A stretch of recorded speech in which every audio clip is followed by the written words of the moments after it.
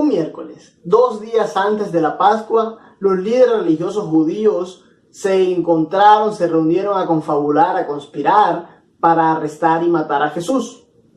Ellos se reunieron en ese día pensando matar a Jesús sin que el pueblo se diera cuenta para evitar que hubiera un alboroto debido a la gran popularidad que tenía Jesús entre las personas. Lo que ellos no sabían era que lo que ellos planeaban hacer en secreto, ya Dios lo había establecido que sería en público. Lo que ellos no sabían era que ellos pretendían matar a Jesús en secreto, pero Dios había permitido y había planeado, había establecido de que el juicio y la muerte de Jesús fuera delante de toda la nación que se reunía en esos días para celebrar la Pascua. Una cosa pensaban ellos y otra cosa era el plan de Dios. Todo suceso en la historia de la humanidad, por muy pequeño que parezca, está ordenado por Dios y todo es para bien y para su propia gloria. Dios puede frustrar los planes de los hombres, incluso los planes del enemigo, si están en contra de su voluntad. Nada escapa de su control, nada escapa de la voluntad de Dios. Todo lo que ocurre es porque Dios lo ordena o porque Dios lo permite. Nada está fuera de su control. Mientras los líderes judíos tramaban contra Jesús, él y sus discípulos se encontraban en la casa de un señor llamado Simón, conocido como el leproso. La lepra era tal vez la enfermedad más despreciable para el pueblo judío. Según la ley de Dios, un leproso debía ser apartado del resto de las personas y no se le permitía contacto con los demás. Pero Jesús estaba allí en la casa de ese Simón el leproso. Tal vez Jesús había sanado a Simón y en agradecimiento él los había invitado a él y a sus discípulos a comer. Lo cierto era que él estaba en su casa, demostrando que Jesús no hace acepción de personas, que no te juzga ni tiene en cuenta tu situación física, ni tu situación emocional, ni tu situación económica o tu posición social. No, él no hace acepción de personas. Para él todos somos iguales. Y en agradecimiento Simón los había invitado a su casa, lo cual también me lleva a pensar de que hay un pasaje que dice Jesús en Apocalipsis que Él está a la puerta y llama. Si alguien oye su voz y abre la puerta, Él entrará y cenará con Él y Él con Jesús. Pienso que Simón dio respuesta a esa llamada de Jesús y abrió las puertas de su casa y lo invitó a él y a sus discípulos. Hoy nosotros también deberíamos abrir la puerta de nuestro corazón y recibir a ese Jesús que está tocando y recibir a ese Cristo que está tocando a la puerta y que quiere que abramos para que cenemos con Él y Él con nosotros. Abre la puerta de tu corazón a Jesús. En esa misma casa de Simón el leproso, había una mujer, en esa misma reunión había una mujer que llegó con un perfume, dice la palabra, que era de nardo y que era muy costoso, que costaba alrededor de 300 denarios, lo cual sería aproximadamente el salario de 10 meses. Dice la palabra que ella tomó el perfume de nardo y ungió la cabeza de Jesús con ese perfume. Ella dio todo lo que tenía, dio todo de ella, dio lo que tenía a la mano. Y lo que tenía a la mano era un perfume de gran valor, de un gran costo, era un perfume preciado. Pero nada para ella le parecía tan preciado como tener frente a frente al precioso Jesús, a su precioso Señor. Nada parecía para ella tan valioso como Jesús mismo, nada tenía más valor que Jesús mismo. Ella se rindió en adoración a Él, dio una ofrenda a través de ese perfume ungiendo su cabeza. Era una adoración que decía, ¿qué tengo que no haya recibido de ti? ¿Qué tengo yo que tú no me hayas dado? Toda buena dádiva proviene del cielo. Toda buena dádiva proviene de ti, Señor.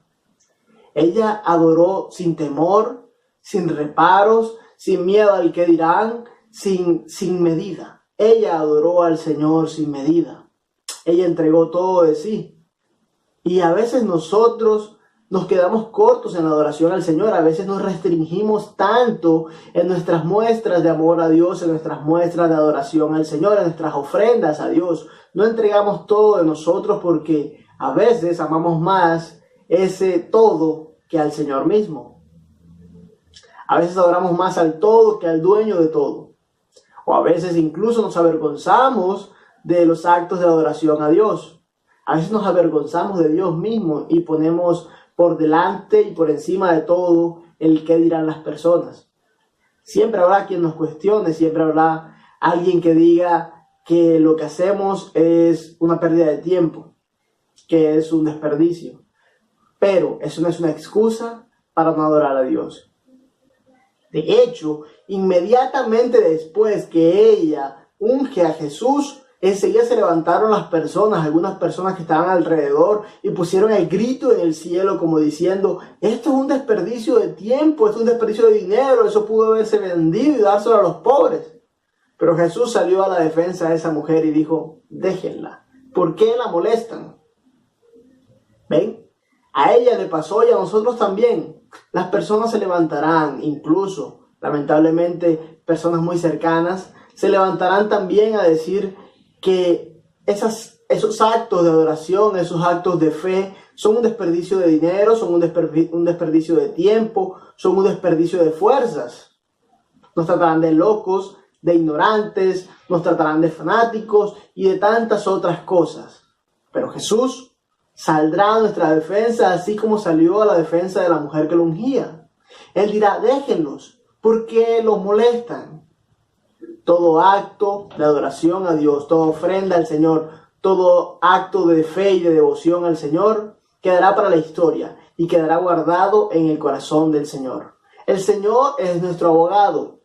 E incluso cuando las circunstancias a nuestro alrededor quieran hacernos cambiar de opinión, quieran hacernos dudar, quieran hacernos evitar que adoremos, que nos entreguemos a Dios, cuando esas circunstancias se levanten, cuando esas personas se levanten, incluso cuando el enemigo se levante a hacernos dudar, Jesús también se levantará.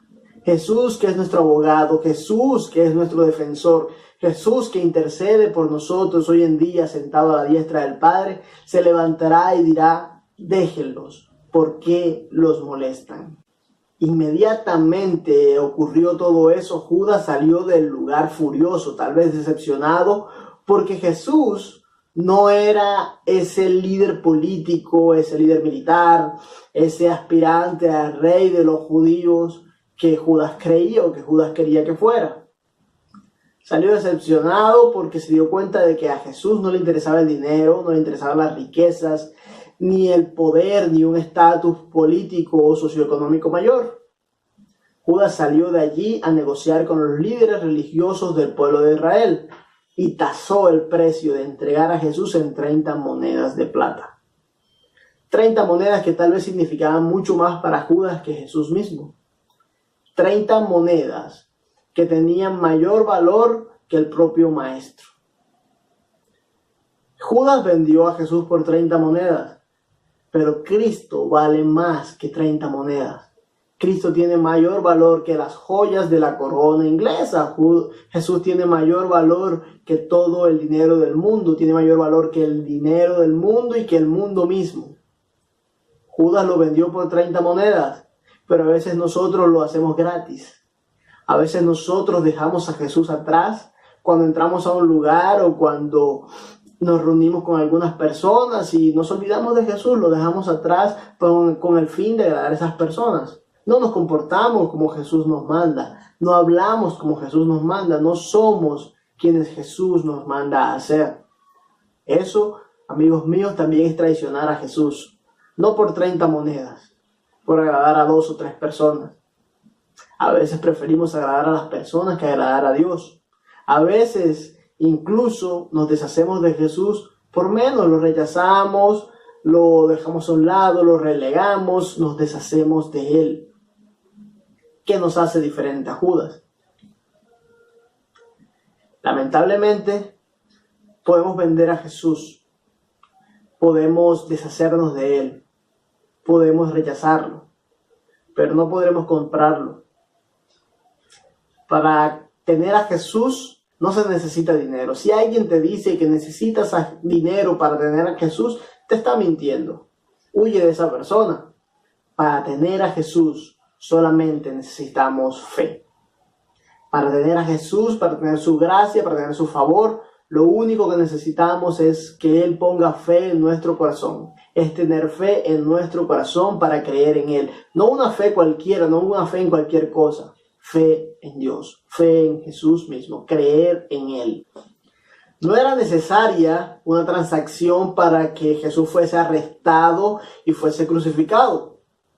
Precisamente para eso Él había venido a la tierra y nada ni nadie podría impedirlo. Dios, la voluntad de Dios era que Jesús viniera a la tierra y muriera por nosotros.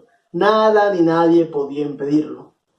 Judas tomó su parte y lo que hizo fue traicionarlo y quedó para la historia como el mayor traidor de todos los tiempos. La historia cuenta de Judas y las personas, al escuchar el nombre de Judas, de inmediato lo relacionan con un traidor. Fue el mayor traidor de toda la historia y terminó con un final que no le recomiendo a ninguno.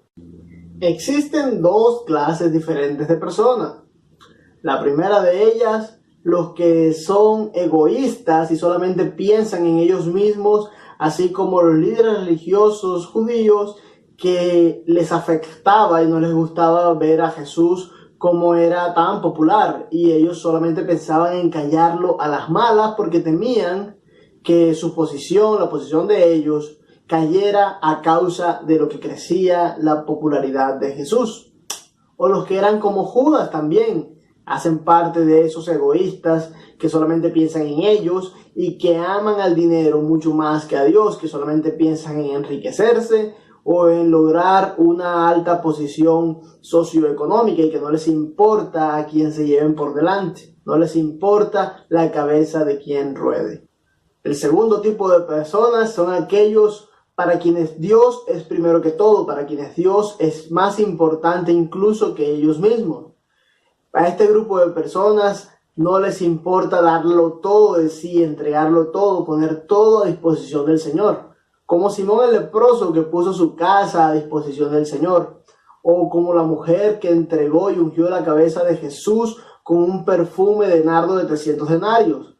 O como la mujer del video que nos compartían el martes, que dio todo lo que tenía dando las 2 monedas en el templo. ¿Qué clase de persona eres tú? ¿Eres de los que contra viento y marea buscan callar el nombre de Jesús y sus enseñanzas porque éstas son contrarias a tu manera de vivir? ¿O por el contrario, eres de las personas que se rinden en adoración a Dios, que dan todo de sí, que entregan todo de sí en adoración a Dios, que ponen todo a disposición del Señor sin importar el qué piensan o qué digan los demás? Para la historia quedaron los líderes judíos y Judas, pero también para la historia quedaron Simón el leproso y la mujer del frasco de perfume de nardo. Unos como buen ejemplo y otros como mal ejemplo. Unos defendidos por Jesús y otros condenados. ¿De qué lado de la historia quieres estar tú? Hasta el último día de su vida, Jesús nos dejó enseñanzas. Hasta el último día en que caminó sobre la tierra, Jesús nos dejó enseñanzas que podemos aplicar día tras día a nosotros y a nuestra vida cotidiana. Desde la azotea hemos querido traerte esta última semana de Jesús.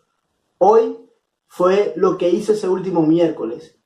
En nuestro canal te hemos dejado también una lista de reproducción con los videos anteriores y a medida que vayan pasando los días iremos actualizándolos. No olvides darle like, compartir y dejarnos un comentario de qué te pareció este video.